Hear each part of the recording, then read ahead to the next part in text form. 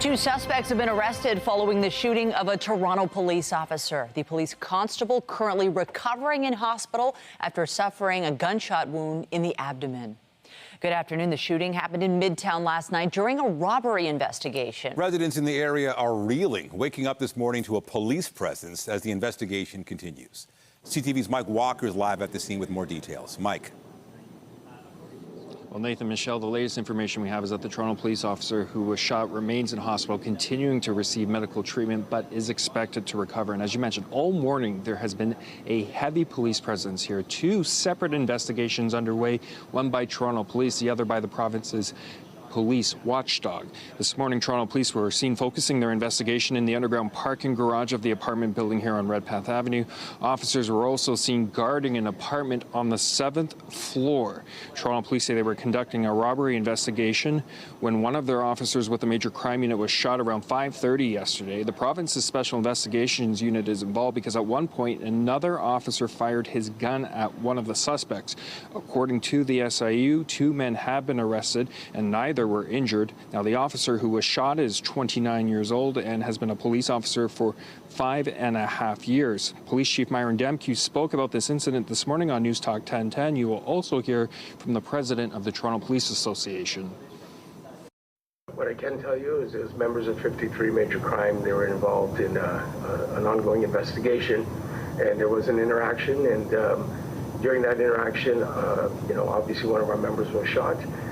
And one of our officers fired their firearm as well. He was doing well, and while the injuries are serious, given that it is a gunshot wound to the abdomen, he is doing well, and we do expect a full recovery. You know, this is the type of violence that's being exacted on police officers now, as well as what's been going on in the city. And I think it's time now for the city officials, and also the people here in Toronto, to have a look at what's going on. We need to do something to stop this tide of violence. Now, people who live in the area we spoke with are shocked and devastated. They tell us they can't believe this happened, describing this area as peaceful. As for the charges against the two suspects, we are still waiting for clarification and an update from Toronto Police. Reporting live, I'm Mike Walker. Nathan, back to you. Thank you, Mike. Tragedy on the roads in Etobicoke. A family was struck by the driver of a vehicle while out for a walk last night. The crash has left a man and woman and 3 young children with injuries. Our John Musselman is live in Etobicoke at the scene with the very latest on what happened. John, what can you tell us? Well, Michelle, this was a devastating situation. I'm just going to show you what happened here. We know that the driver of the car, a 77-year-old woman, was heading westbound on Finchley, approaching the intersection here at Eglinton, and she was making a left-hand turn to go south on Eglinton. The family was at the crosswalk here coming to the east side of the street. That's when they were hit. Now, we'll show you some video taken last night just after 6 o'clock when this happened. Emergency crews responded to the scene. We have since learned that this was a family of 5 that was hit, a man 45 years old, a woman 39, and their 3 children, girls 4 and 1, a boy and a 1-month-old, were all transported to hospital with injuries. Police are saying that the woman suffered what are determined to be life-threatening injuries. Here's what police had to tell us at the scene last night. If anyone in the area at the time has dash cam footage, or if there's any witnesses, for sure, please contact Traffic Services at 416-808-1900. And we do have other witnesses already as well. So this was a terrible accident. We can tell you that the woman who was driving the car, a 77-year-old woman, did remain on the scene and is cooperating with police. We still have no update on the condition of the mother who was hit. Reporting live, I'm John Musselman. I'll send it back to you. Thank you, John. Toronto police have identified the victim of a deadly shooting on Monday. 26-year-old Joey Omar Black was shot in Lawrence Plaza, the corner of Lawrence Ave and Bathurst, just before midnight on September 30th. He was rushed to hospital where he later died. So far, police have not provided any information on possible suspects in the case. Closing arguments today in the Jacob Hoggard sexual assault trial. Lawyers for Hoggard will wrap up their case first. The Headley frontman has pleaded not guilty to raping, choking, and hitting his accuser after a concert in northeastern Ontario 8 years ago. Hoggard testified the two had consensual sex. Once closing arguments wrap, it will be in the hands of the jury to decide.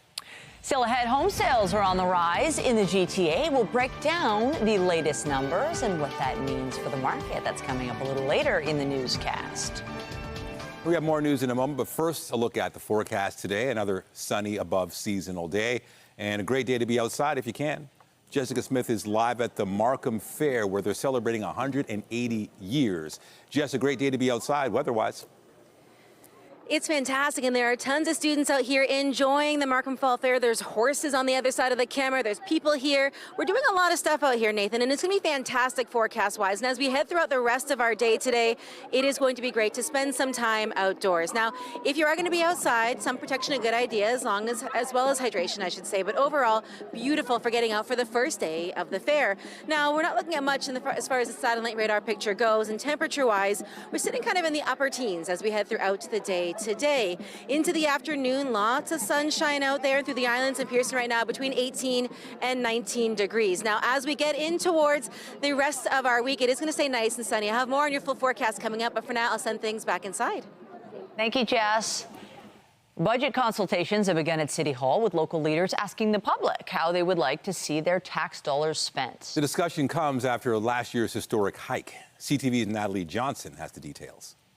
In the year of a record tax hike for Toronto, taxpayers have different takes on being asked to pay more. You can't overload people to the point where they will leave the city. I'm happy to pay the taxes to have the supports for a community. The city now looking ahead to next year, launching 2025 budget consultations, asking the public to weigh in on how to spend and how to save. We want the budget to reflect people's priorities. From big ticket items like TTC service or as simple as pothole repairs, it will all come at a cost. To pay for it last year, council hiked taxes a record-setting 9.5%, costing the average homeowner $338 more this year. Do you expect that something in the same realm might be on the table for this year? I don't know. I really don't know. Mayor Chow saying it's too early to tell, and she doesn't want to prejudge the process. Too many unknowns at this point. How much are we getting from the feds in the province? How much saving can we get? And what's the final number? So I don't think we will know that until next year. The good news is that bridging the budget gap this year should be a bit easier than last. I can frankly say last year's budget was likely the most challenging budget I've had in 18 years of budgeting. It doesn't get overly easier, but I don't expect it to be as challenging. The mayor's message to taxpayers concerned about whether they could once again be asked to pay more in 2025. I think the key thing is not to worry so much. Saying it is still early in the process and everything is still on the table in this next big budget. Natalie Johnson, CTV News. The city is inviting residents to attend a public town hall this evening to discuss Toronto's action plan to confront anti-Black racism. The meeting is going to be held at City Hall from 5 to 8 p.m. Mayor Olivia Chow will be in attendance. The gathering is focused on enhancing the priority areas that will inform the 10-year strategy that is set to be presented to City Council next year. Public consultations have been going on since April and are set to wrap up with tonight's town hall. As Toronto police promise an increased presence ahead of the anniversary of the October 7th attacks, Chief Myron Demkew says 2 arrests have been made in connection with the alleged waving of flags at recent protests supporting Lebanon's Hezbollah, listed as a terrorist organization by Ottawa. In this case, the flags were displayed on the weekend. A series of things happened on the weekend, a whole bunch of investigation, consultation with the Ministry of the Attorney General. And as a result of the entire process of investigation, we were able to make some arrests yesterday. But, you know, I think it speaks to the complexity of the law in this space. And I appreciate the public's frustration when they see these things, and they would like us to act immediately. When we can act immediately, we do act immediately. But, you know, as in this case, we do investigate and we do gather the evidence we need. And when we do cross the line in our evidence gathering where criminality is established and we have reasonable grounds to make an arrest, which is our legal threshold, we will take that step. The chief said more details on the arrests are set to be revealed today. Now to the Middle East, where authorities in Lebanon say at least 9 people were killed in an Israeli airstrike in central Beirut. The building that was targeted was an apartment that housed a Hezbollah medical facility. The area of Beirut is generally considered a safe zone near Lebanon's parliament. A Hezbollah stronghold in southern Beirut was also struck overnight. The Lebanese Red Cross says an Israeli strike killed 4 of its paramedics and a Lebanese army soldier. Military analyst Dakota Wood says Israel has been consistent in warning civilians of pending military actions. And that undercuts this argument that this is all, targeting innocent civilians, this genocidal sort of approach that critics of Israel kind of levy. I don't know of any other country that has taken such pains to provide advanced warning of actions. As Ottawa urges Canadians to leave Lebanon while they can, some families have already fled the country, taking a ferry north to Turkey. The Turkish army says it has an evacuation plan in place. Reports say about 13,000 registered Turkish nationals are in Lebanon, although it's estimated the actual number is much higher. Prime Minister Justin Trudeau is traveling to France to attend the Francophonie summit, but the escalating tension in the Middle East is likely to cast a shadow over the meeting. CTV's Jeremy Charon is traveling with the Prime Minister and has the latest. The conversation is expected to be focused on the situation in the Middle East, the increasing escalation of this conflict between Hezbollah in Lebanon and Israeli forces that has really opened up to this greater conflict this week that is a major cause for concern for Western countries here as well. So the Prime Minister is expected at some point over the next few days to meet again with Lebanese officials that are going to be attending this summit. It's also expected that the situation in Haiti, the ongoing unrest in Haiti, will be part of the conversation as well. It is expected that several leaders from African countries will be at this summit, and that will be a big focus of the conversation. When it comes to the summit itself, the Frankophone summit, it is happening over 2 days in Paris and Villers-Cotterêts, a small town outside of Paris. Officials are expected to speak about various issues, geopolitical issues, all kinds of issues that are plaguing countries around the world that speak French and that take part in these summits. And do business in French. The theme of this year's summit, create, innovate, and do business in French. So we can expect that to be part of the conversation, of course, looking at ways to further, the political conversation and how politics are done around the world in French, using the French language. So that will be a big priority. Canada also has representatives from several provinces, including New Brunswick, Ontario, Quebec, that will be attending this meeting.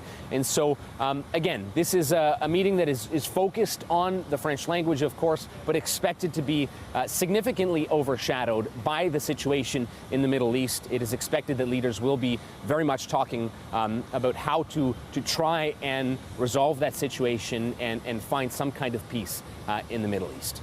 Jeremy Charon, CTV News, Ottawa. NATO's new Secretary General made his first ever visit in the role today with a trip to Ukraine. Yes? We have not spoken for 3 months. Thank you so much. I think you're still for the call. Mark Rutte was welcomed in Kyiv by Ukrainian President Volodymyr Zelensky. The leaders held meetings and discussed cooperation in pushing back Moscow's ongoing invasion. Zelensky reiterated his plea to allies to allow their weapons to be used in longer-range strikes against Russia. Rutte affirmed the alliance's support of Ukraine and plans for eventual NATO membership. To Ottawa now, where the minority Liberals are facing a new potential threat in Parliament. The Bloc Québécois is warning Prime Minister Justin Trudeau the party's ultimatum to the government still stands after the Liberals voted against a motion to increase benefits for seniors. They could decide, notwithstanding the motion, to give the Royal recommendation to C319. It's still possible. So let's be fair with our commitment. The Bloc's non-binding motion passed with the support of the other opposition parties. Leader Yves-François Blanchet has given the government until October 29th to enact a pair of requested bills, or the Bloc will begin discussions with other parties to bring the government down. Political commentators are bracing for a busy few weeks in Ottawa. Trudeau's got different options on the table. One that I've been hearing a lot from senior Liberals is prorogation, suspending Parliament, allowing a leadership race. But you know what? he could go straight for dissolution and his own resignation. So let's see what happens in the coming days, probably weeks. But there's going to be a big change in Ottawa. There's no question about that. A pair of Conservative non-confidence motions have failed over recent days. All three major opposition parties would need to vote together to bring down the PM's minority government.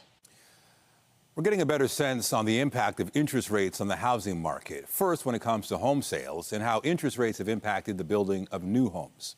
CTV's Scott Hurst is live with more on this. Scott, home buyers in the GTA appear to be in good spirits as interest rates are now coming down. Is that fair to say?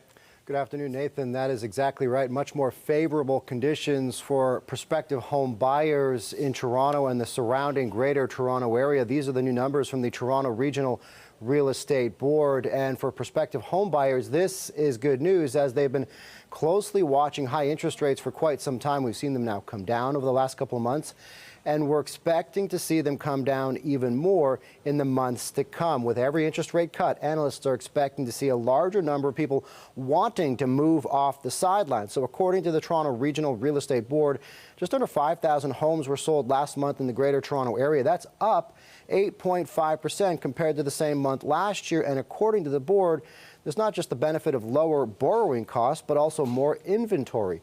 New listings topped 18,000, up more than 10% year over year, and that has given buyers even more power, the ability to negotiate on price, which led to moderate year over year price decline. So for prospective buyers, at least in the Greater Toronto area, it is good news that interest rates are coming down, Nathan. Indeed. But a new report paints a grim picture on the impact of high interest rates that we've been dealing with and the lasting effect on the housing market. Yeah, the lasting impact, much more of a gut check when it comes to affordability. A new report from CMHC, Canada Mortgage and Housing Association, says Canada has an urgent need to build more housing coast to coast to address affordability challenges we've all been dealing with and a rapidly growing population and higher interest rates that we've all been dealing with for the last couple of years. That has taken its toll on the ability to build. According to CMHC, housing starts, a measure of new home construction in 2023, decreased by about 30,000 or roughly 10 to 15%, severely impacted by high interest rates. Now, the move to lower interest rates should stimulate more housing supply. We've seen that start already. Construction is heating up in many markets across the country. Another recent report from CMHC says construction of new homes in Canada's 6 largest cities rose 4% during the first half of 2024, but that is still not enough, Nathan, to meet the growing demand. All right, CTV's Scott Hurst with the latest on the housing market. Thank you. Thanks, Nathan. The head of the RCMP is appearing at the federal inquiry into foreign interference today. Certain individuals on a need-to-know basis are part of briefing sessions on what's going on. This marks the second round of testimony at the inquiry for Commissioner Mark Duhaime. The inquiry's latest hearings are focusing on detecting, deterring, and countering foreign meddling. The hearings will continue through to October 16th. A final report is due by the end of the year. A 3-day partial strike by dock workers at the Port of Montreal came to an end this morning. More than 300 workers walked off the job Monday. Negotiations between the Maritime Employers Association and the union have been going on for about a year. The federal ministers of Transport and Labour have said they are monitoring the situation closely and have invited the parties to return to the table to negotiate. The Canadian Federation of Independent Business says the brief strike will lead to a backlog that will take weeks to clear. Community leaders in Fort Chipewyan, Alberta, are accusing the federal government and Transport Canada of covering up contamination in an area lake for the past 7 years. Leaders say they only learned that Transport Canada was aware that a dock in Lake Athabasca in Fort Chipewyan was contaminated with cancer-causing chemicals after they applied to dredge the dock. That's when they learned that many of the toxins were above legal limits. This is a cover-up. And it's sad because the federal government always talks about truth and reconciliation, but yet they cannot be truthful to something that's so important to us, and that's the health of our water. Transport Canada says it's working with the local First Nations community to ensure remediation at the port facilities carried out safely. Typhoon Kraken has made landfall in southwestern Taiwan as a Category 1 storm. Torrential rain and powerful winds slammed into the island, leaving tens of thousands of homes without power. Just as the storm came ashore, a catastrophic fire broke out at a hospital, killing at least 8 people. Dozens of patients had to be moved to nearby shelters. The weakened but slow-moving storm is expected to move out of Taiwan tomorrow. Hydro One workers are set to travel to the U.S. today to aid in the recovery effort that's underway following Hurricane Helene. The death toll from the storm south of the border has topped 200. More than 1 million people in the Carolinas and Georgia were still without power yesterday. Hydro One says its crews will be helping out in Georgia. Also today, U.S. President Joe Biden is set to visit parts of Florida and Georgia that were ravaged by the storm. As Americans focus on the 2024 election, a Washington judge has unsealed a new court filing accusing former U.S. President Donald Trump of trying to overturn the 2020 election results. The filing was made by special counsel Jack Smith. It provides the fullest picture yet of his election conspiracy case against Trump. Smith argues many of Trump's actions to overturn the election were carried out as private acts as a candidate rather than his official capacity as a president. Trump claims Smith is trying to influence the 2024 vote by seeking to make new evidence and testimony public. Jess.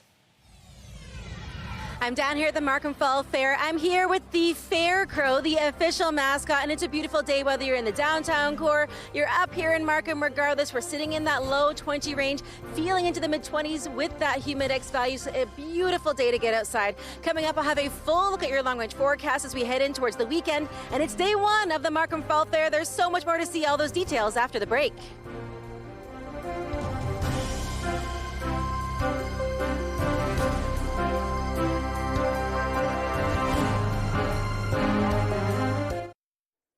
Well, it is a glorious day there. We've got the sunshine and we don't have oppressive heat, so it's very comfortable. I'd say the perfect day to be checking out the Markham Fair. Yeah, the conditions are perfect for it, and also hard to believe this fair has been going on since before Canada was even formed, Jess. It really is, and I'm joined by some really special guests. We're going to start with Scott Redshaw. So talk to me, you're the president this year. Yep. Really exciting stuff. What is it about this fair that is so unique? Because 180 years, that's a big deal. Yeah. So we've been around for 180 years. Well, I feel like it's one of those things where I walked in and I immediately saw so many little kids. Is today kind of the day when a lot of students come through? Yeah, today and tomorrow, mostly of our students come through, and we have 100, 200 buses come in full of students. That's a lot of people, and we have so many animals. We have some miniature horses here, and I don't know about you guys, but there's something about miniature horses that just sparks so much joy. For people who have never been to this fair, what makes it so special? Agriculture, that's what makes it special about it, and the Midway and all of the attractions we have on here. I've seen miniature horses, I've seen sheep, I've seen cows, I've seen rides, I've seen funnel cakes. There's so much. For the people that are getting ready to come out this weekend, the forecast is going to be fantastic. What's your favorite thing? If they can check out one thing, what's your favorite thing? I'd have to say all the livestock attractions. I've been a farmer my life around here, and the agriculture is a huge part of it. So come on out and see all the animals that we have to show off here this weekend. I'll be honest, I am biased to the miniature horses. Scott, thank you so much. Thank you to my miniature friends here. Anything to say? The strong but silent type, and that's okay. We're going to switch gears and go to your forecast. So if you're coming down to the fair and you want to check out the animals inside the barn, you want to go outside, check out the rides, there's so much to do. Now, temperature-wise, it'll be fantastic, and we're looking at a fairly clear sky. Weather is brought to you by the Presser Law Firm. Injury lawyers, you don't pay unless they win. Now, if you do want to get outside this week or this weekend, it'll be beautiful out there. We're looking at not a ton in the way of cloud cover, so that's some good news there. And as we head in towards the rest of our day, it will stay quite nice. So if you do want to get out and about, we're not looking at too much in the way of any intense active weather. As we head in towards the next couple of days, it will stay quite nice, and we're holding on to daytime highs into the 20s. Now, if you do want to get out and about over the next few days, I would recommend maybe adding in a little bit of extra hydration. As we head in towards the evening, though, temperature-wise, it's not too bad out there. We'll sit at 12. We should be at about 8 degrees, and overall, we're holding on pretty steady just above seasonal. As we head in towards the next couple of days, we're not looking looking at too much in the way of any intense active weather, so that's some good news. And as we make our way through the rest of our week and our weekend, it will stay quite nice. As we head in towards our Friday, again, if you like the sunshine, it's not too bad. And looking through our forecast and radar picture, there's not much until we get in towards maybe Friday evening. A few passing showers, but overall, we're holding on with a pretty steady forecast. So something to look forward to if you do want to spend some time outdoors. Now, as we make our way in towards the next 7 days, we are going to see the chance of maybe a little bit of active weather roll itself in as we head in towards the end of Sunday, but your Thursday, your Friday, your Saturday, a whole lot of sunshine, and we do hang on above seasonal. Now, as we get in towards Sunday, it's not an all-day rain affair, so if you're coming out to the Markham Fair, it's likely into the second half of the day that it gets a little bit messy out there. And then as we step in towards next week, although we don't get those 20-degree temperatures, we're holding on kind of in that mid-teen range, so a much more seasonal forecast. If you do want to get out and about, regardless whether you're staying in the core, you're coming out to the Markham Fair, it'll be fantastic. If you do come down here, I do have to recommend you come visit the miniature ponies. I'm a little openly biased after meeting them today, but they are lovely, and the kids are out here enjoying it. It is a fantastic fall fair forecast, if I do say so myself. I'm going to send things back inside and spend a little more time with my miniature pony friends, but Nathan, Michelle, I'll send it back to you. Who doesn't love a pony? I can't wait to see it. Aw. All right, thank you, Jess. Well, a rare discovery beneath the surface of the ocean is giving us a fascinating view of a coral garden. It's home to all kinds of marine life. Here's CTV's Garrett Berry. A colorful habitat for sponges, basket stars, and other types of underwater organisms, all hiding a mere 100 meters under the sea. They've never really been described in the densities that we've captured here. And that's the really unique and wonderful thing about this discovery, is that we've not seen them make this complex habitat before. The team on the Marine Institute project has charted about 10,000 square meters of this never-before-seen soft coral habitat, thanks to some underwater sonar, a camera made to explore the depths of the sea, and a bit of good luck. It just so happened that I was in the right place at the right time with a camera that could go onto the mound, and we captured this wonderful habitat. First finding a clue during regular monitoring. You see a very sharp 2D image on the bottom, going really like this, looking interesting, and then you saw another one, and then a third one, right after each other. Then, coming back earlier this year, on board the MV Polar Prince, a former Coast Guard icebreaker, now partially owned by the Etobicoke First Nation. We were bringing in the wire that the Bathycam is attached to, and wrapped around the wire was a Gorgonocephalus, which are one of these basket stars. So now it's time for further study of this area, what species might make home there, and how it might contribute to the biodiversity off the northeast coast of Newfoundland. It rivals anything that is seen in shallow water corals that people are much more familiar with, and leads to questions of how many species might be out there, how might they be interacting with other creatures that are in some of the images, some of the urchins and basket stars. The team hopes to soon return to the area and take environmental DNA samples that could reveal just how many creatures are hiding in this garden. Garrett Berry, CTV News, St. John's. Coming up on CTV News at noon, Kids Help Phone is tapping into artificial intelligence on its mission to reach even more youth in need of mental health supports. We'll have the details after the break.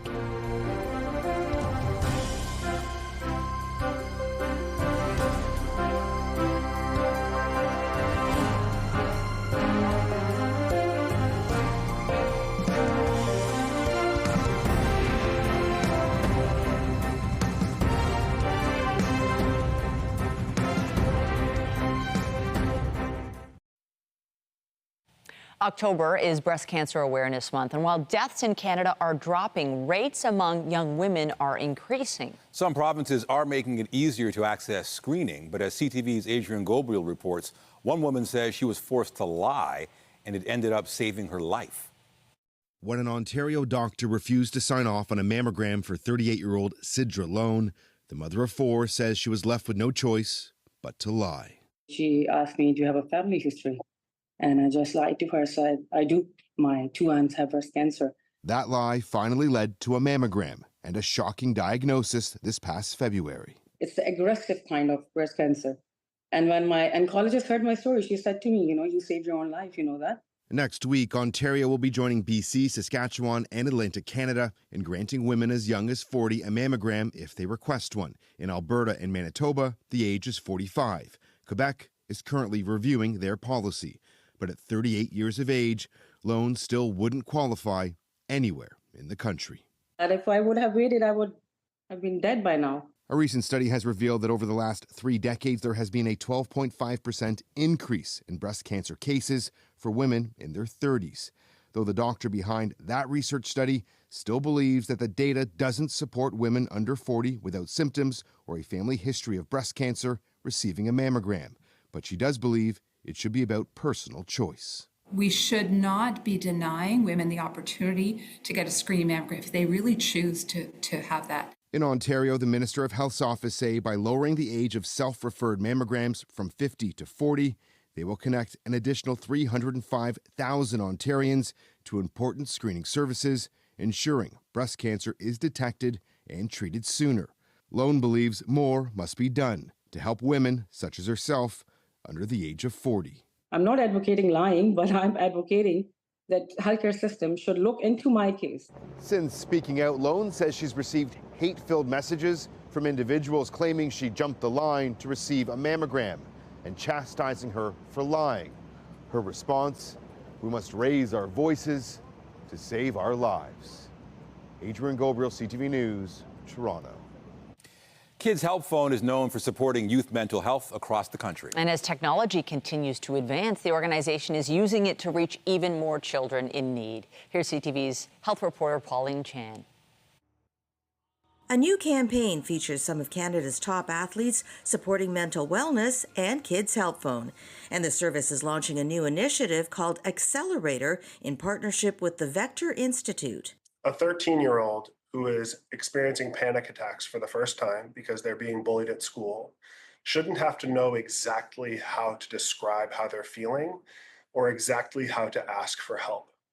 We are building machine learning models that can translate youth language into a clinical context. The process, still under development, uses AI to interpret a child's non-clinical language and better respond to their needs. Last year, Kids Help Phone responded to 4.7 million calls, their highest number ever, and a quarter of those calls involved the topic of suicide. We see a growing volume around suicide, which is the second leading cause of death for young people in Canada. Accelerator also promises to help Kids Help Phone staff. Our Accelerator is investing in purpose-built technology for our frontline staff who have unique needs. It's not fair that they would be force-fit onto call center platforms that are developed for customer service agents. Helplines deserve purpose-built technology that help them stay focused on their clinical experience and can do things like automating administrative tasks or making sure that the reference material that they need on a shift is readily available. Kids Help Phone says it's working with clients and staff to develop Accelerator in the coming months. Pauline Chan, CTV News. A popular show based on a Disney classic is coming back to the stage in Toronto next month. Rehearsals are underway for the Toronto production of Disney's The Lion King, and in a surprising rehearsal space. CTV's Andrea Case has a behind-the-scenes look.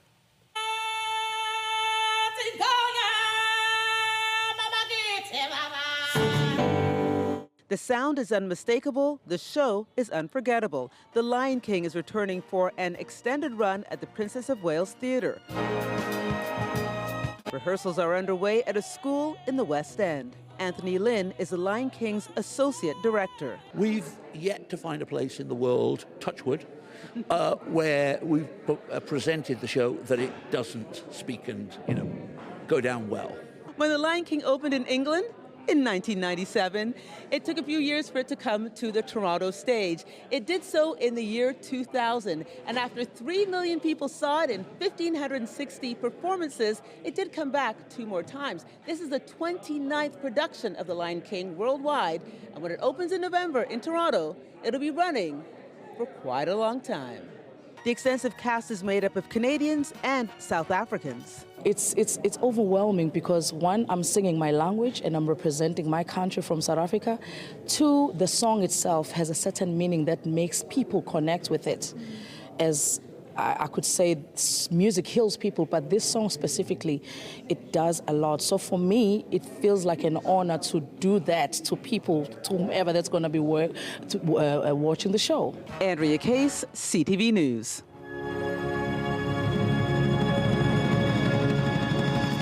The end of the road may be getting closer for Coldplay.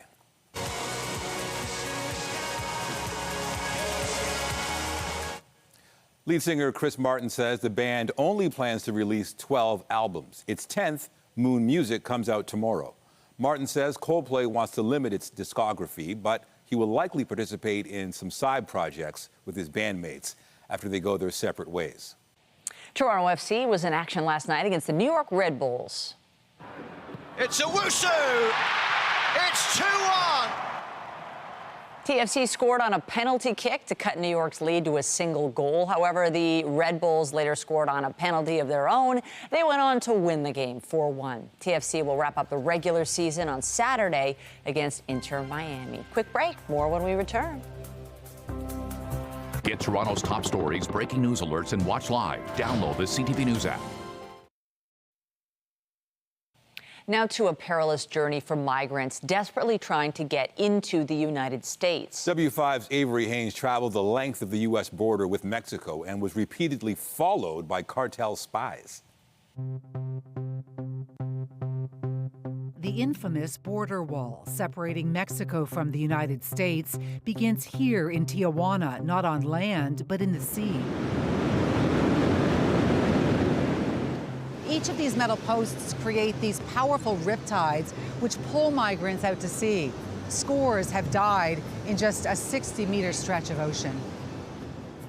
The border stretches about 3,000 kilometers. The red line is where there's fencing or a wall, and the white where there's no barrier at all.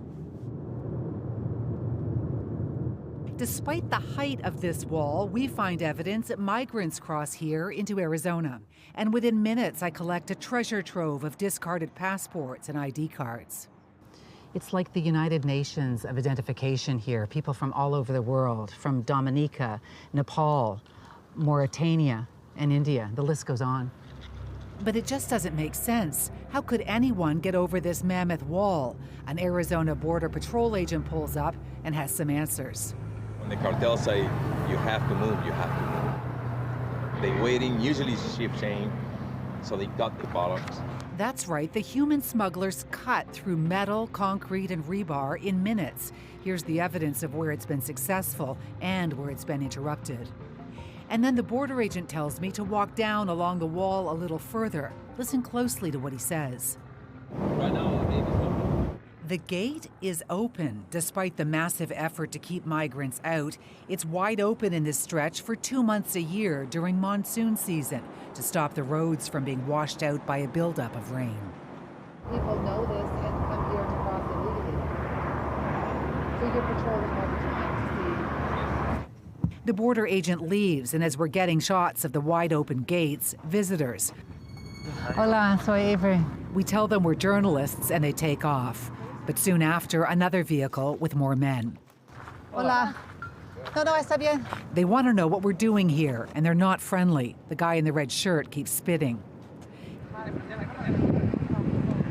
They're asking about the camera and tell us to turn it off. Turn it off, yeah. They're Falcons, cartel lookouts. After trying to intimidate us for a while, they leave. We get visits from Falcons almost every time we stop along the border, including here on a little road across from El Paso, Texas. It's kind of spooky here because it seems as though we're all alone, but we're not. Cars like this, as well as people walking by, are actually Falcons. They're the spies who are checking out what we're doing. We decide to leave. Do we need to move? We have another one in the back, in front. We've had now 3 cars come up. One at the front, one at the back, and one just parked down there. Different cartels control every inch of the border wall. Migrants who sneak into the U.S. must pay them to cross. We want to know how much they charge and are being driven to a rare interview with a human smuggler. All right, that was W5's Avery Haynes. Well, planning a flight can be expensive, especially if you're taking a trip with a large number of family members. You may be tempted by deals you see on social media offering huge discounts, but you have to be careful you do not get scammed. CTV's Pat Foran has more on Consumer Alert. I felt like crying. It's a big amount. It's a hard-earned money. Nagat asked us not to identify her after she was caught in an online travel scam. She and 9 other family members were traveling to Mecca, Saudi Arabia last year. While she was on Facebook Marketplace, she saw an offer for international travel with a 30% discount. She contacted the seller, who claimed he could get tickets from Air Canada at a reduced rate. She bought 10 airline tickets for $14,000, but when they got to the airport, 5 of them were fakes. That person actually right away blocked me from the system. I don't know. The phone wasn't working. No communication with him, that individual. At the last minute, they had to purchase an additional 5 tickets at a cost of $17,500. Air Canada was able to refund for the 5 fake tickets, but to make matters worse, that money went back to the scammer, not Nagat's family. The sad part is the Air Canada refund the money to the original credit card holder, whoever made that payment towards those tickets. Unfortunately, we're hearing about that more and more every week, every day. The Travel Industry Council of Ontario, TICO, is the province's travel regulator, overseeing travel agencies, tour groups, and websites. If you deal with a TICO-registered company, there's a complaint process, and you may be able to receive compensation if something goes wrong. Anyone selling fake tickets online could face charges, including fines and jail time. We've had success, and we're working some cases, as you know, where hopefully the scammers will be brought to justice. Buying travel through social media sites may offer little or no protections, a bit like the Wild West. Nagat has been trying for over a year with her bank and other agencies to get her money back without success. Pat Foran, CTV News. With no opening date in sight for the long overdue Eglinton Crosstown LRT, Metrolink says important progress is still being made on the long delayed transit line. Metrolink says the City of Toronto is completing its inspections of the physical construction of the east-west line, and it's attending to any minor defects as they're identified. It also says testing and commissioning efforts are proceeding at pace, and it's working towards certification of design and occupancy permits. Training of operators has been underway since mid-August, with 2 more cohorts to go. Metrolinx has said it'll give 3 months advanced notice before the Eglinton Crosstown actually welcomes riders. Premier Doug Ford said there have been, quote, problems with the line, but said it will be completed safely. Coming up, a cat in Montreal is counting its 9 lives after surviving a fall from an 11-story building. Details after the break.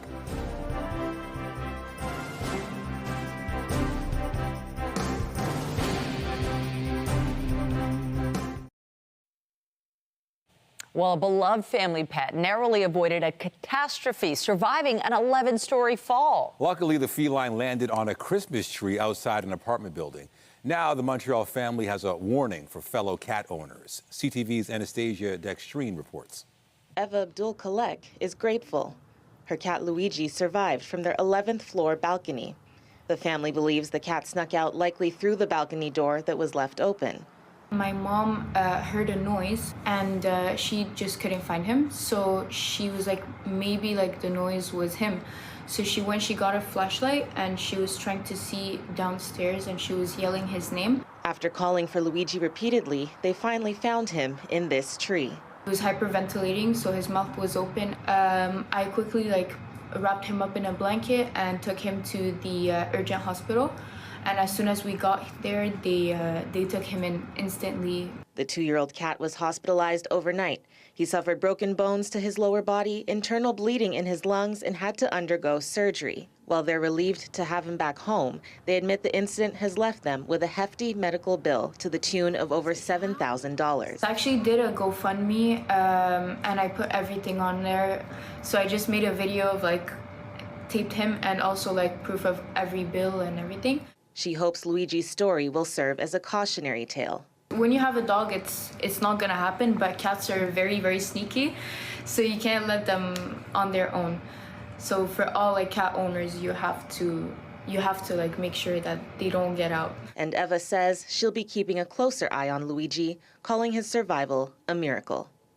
Anastasia Dextrine, CTV News. But the cat's okay. That is incredible. Hey, we're checking in at Jess at the Markham Fair. Jess, you're really getting into all the fun there. So we're on the carousel right now. They have so many great rides here, Michelle and Nathan. And it only gets better as you head throughout the day. High pressure keeps us nice and clear. So if you're coming down to the fair to see the real horses or the carousel horses, it's a fantastic forecast to do so. We're sitting right now in the upper teens. We have a nice light southwesterly wind as we head throughout the rest of our day. And it's going to stay quite nice out there. Now, temperature-wise, as we head in towards the next 7 days, we're still sitting kind of in that 20 range. The chance of maybe some passing showers into our Friday evening. Saturday looking spectacular. A few showers roll in to round out the weekend, but overall, guys, it stays absolutely fantastic. So whether you're staying in the city or you're heading out to the fair, it will be beautiful. I'll send things back inside. All right, thank you, Jess. Have fun. And that is CTV News at noon. Remember, you can get Toronto's breaking news all day long on CP24 and at our website, ctvnewstoronto.ca. For Jeff Smith and all of us here at CTV News, have a wonderful afternoon. I'm Michelle Dubé. And I'm Nathan Downer. Be sure to join us later for CTV News at 5 and 6. Have a great day.